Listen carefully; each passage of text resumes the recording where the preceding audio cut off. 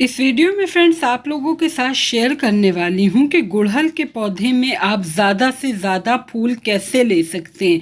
बहुत से लोगों के कमेंट्स आ रहे हैं फ्रेंड्स कि उनके गुड़हल के पौधे में एकदम फूल नहीं आ रहा है। गुड़हल के प्लांट पे दो प्रॉब्लम आती है कि उसमें बहुत लंबी लंबी ब्रांचेस तो आती हैं उनकी, लेकिन उनमें कलियां नहीं बनती। और जो दूसरी प्रॉब्लम होती है फ्रेंड्स वो ये होती है कि कलियां तो बहुत बनती हैं लेकिन वो कलियां बिना खिले गिर जाती हैं। तो ऐसा क्यों होता है, सब कुछ इस वीडियो में आपके साथ शेयर करने वाली हूँ।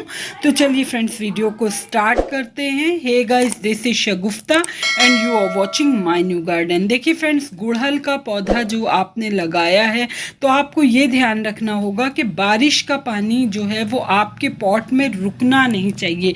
अगर ये पानी काफ़ी लंबे समय तक आपके गमले में रुका रहा तो ये आपके पौधों की जड़ों को खराब कर देगा और प्लांट में फिर से नई ग्रोथ आना शुरू हो जाएगी। आपके प्लांट की उस पर फ्लावरिंग नहीं होगी।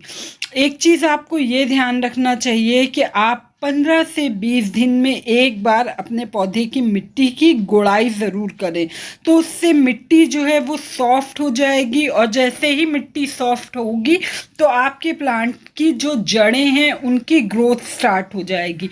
और जब पौधे की जड़ें अच्छे से ग्रोथ करेंगी तो प्लांट भी आपका बहुत हेल्दी वे में ग्रो करेगा।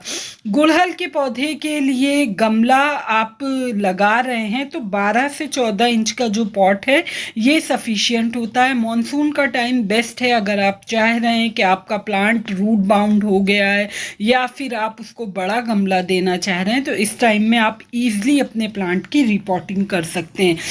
एक चीज़ आपको ये ध्यान रखना है कि इस टाइम में आपके प्लांट में कुछ कुछ उनकी पत्तियां पीली हो रही हैं। देखिए, 2-4 पत्तियों का पीला होना एक नॉर्मल प्रोसेस होता है। बारिश जब होती है ज़्यादा, पानी ज़्यादा होने से 2-4 पत्तियां पीली पड़ती हैं। लेकिन अगर एक बारगी से आपका पूरा प्लांट पीला हो रहा है तो आप समझ लीजिए कि आपके पौधे में ओवर वाटरिंग की वजह से फंगस लग गया है। इसके बाद एक ज़रूरी काम आप ये करेंगे कि पौधे पे इस तरह की जितनी भी सूखी सूखी ब्रांचेस हैं, आप हर एक सूखी ब्रांच को कट करके हटा दीजिए, क्योंकि ये बिला वजह प्लांट में इंसेक्ट को अट्रैक्ट करेगी। और जब भी आप लंबी ब्रांच, जो भी ब्रांच आपकी बहुत लंबी हो रही है, तो आप उनको भी थोड़ा थोड़ा कट कर दीजिए। बारिश का टाइम है, अब वो प्लांट की ब्रांच आपकी सूखेगी नहीं, और जब आप उस ब्रांच को कट करेंगे तो वहाँ से पौधा नई पत्तियाँ निकालेगा, नई ब्रांचेस निकालना स्टार्ट कर देगा और आपका पूरा पौधा हरा भरा और घना हो जाएगा। तो ये काम आपको ज़रूर करना है। इस टाइम में इनकी जो सनलाइट की रिक्वायर, देखिए हर एक ब्रांच पे इस टाइम में पौधे में कलियां बन रही है। अगर इस टाइम आपने ये गलती की कि प्लांट की ब्रांच की जो टिप है उसको कट किया तो जो कली बन रही है वो कली फिर सब कट जाएगी आपकी, और फिर प्लांट 15 से 20 दिन 25 दिन का एक साइकिल होता है जो कि प्लांट फिर उतना टाइम लगाएगा नई कलियों के बनाने में। एक चीज़ हमेशा ध्यान रखिए, आपके पौधे का जो ये मेन स्टेम है ना, मेन स्टेम के पास जो भी उसकी लीफ नई छोटी छोटी ब्रांचेस अक्सर निकलती रहती हैं उनको कट करके हटाते रहिए, क्योंकि वो एकदम गमले का सरफेस पे जो मिट्टी होती है उसको टच करती रहती है। और जब पत्तियां लगातार मिट्टी में टच होती रहती हैं तो वहीं से फिर पत्तियों के ज़रिए ही प्लांट में फंगस लगता है। आप देख सकते हैं मेरे पौधे की मिट्टी जो है वो कितनी वेल ड्रेन, कितनी भुरभुरी और कितनी सॉफ्ट है।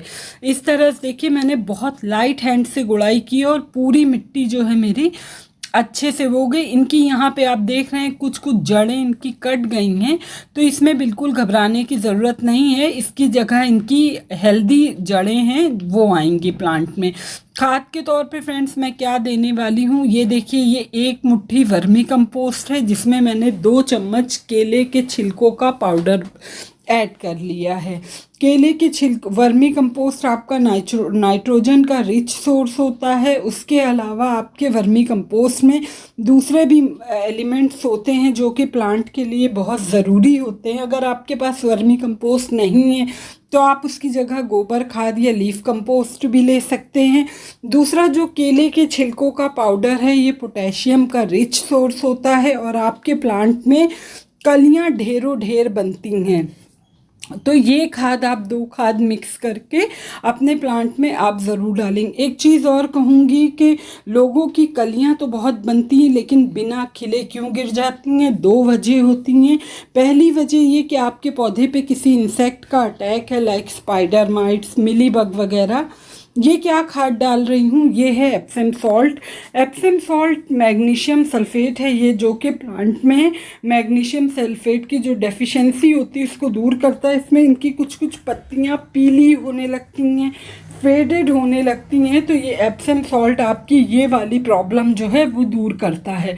तो ये मैंने 2 ग्राम के करीब मिला लिया। इसमें 1 मुट्ठी वर्मी कंपोस्ट है, 2 ग्राम के करीब एप्सम सॉल्ट है और 2 चम्मच भर के केले के छिलके का पाउडर है। ये परफेक्ट खाद है, आप देंगे।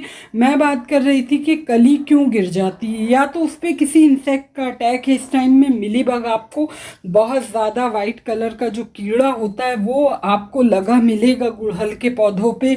वो कलियों पे चिपक जाता है और कलियों का रस चूसता रहता है और कली को बिना खिले गिर जाती है। दूसरी जो वजह आती है फ्रेंड्स, वो इसलिए भी आती है कि जब प्लांट में ओवर वाटरिंग हो जाती है या फिर समटाइम्स जो मौसम है वो चेंज होता है, तब भी आपको प्लांट में ये प्रॉब्लम फेस करने मिलेगी। इस तरह से देखिए फ्रेंड्स, ये जो 3 खाद का मिश्रण है इसको मैंने अच्छे से गमलों में होल करके और उसके अंदर ये खाद दे दी है। जब भी आप खाद दे रहे हैं तो हमेशा उसको मिट्टी के नीचे दबा के देंगे। अगर आपने ऊपर ऊपर खाद दे दिया तो बारिश का टाइम है, वैसे भी जब गमलों में पानी भरेगा तो ऊपर ऊपर से सारी खाद बह के निकल जाएगी। और जब आप वही खाद को मिट्टी के नीचे दबा के देते हैं तो वो धीरे धीरे रिलीज़ होती है, अपना न्यूट्रिएंट रिलीज करती है और जो पौधे की जड़ें हैं उनको एब्जॉर्ब करती हैं। खाद देने के बाद देखिए हमेशा वाटरिंग करना होता है, तो मैंने भी अपने पौधे में वाटरिंग कर दिया। वाटरिंग से रिलेटेड एक चीज़ ये बताने वाली हूँ कि पानी बारिश के टाइम में मिट्टी के हल्का सा ड्राई होने पर ही दें, गीली मिट्टी में बार बार पानी नहीं देना। ये देखिए मैं दिखा रही हूँ इस टाइम पे मिलीबग, ये वाला वाइट चिपचिपा कीड़ा है। अगर ये 1 या 2 लगा है तो आप इसको मैन्युअली हटा सकते हैं, हटा के आप बाहर डाल दीजिए तो सही है। लेकिन अगर आपके पौधे में बहुत ज़्यादा लग गया है तो आप इससे कैसे अपने प्लांट को बचाएंगे?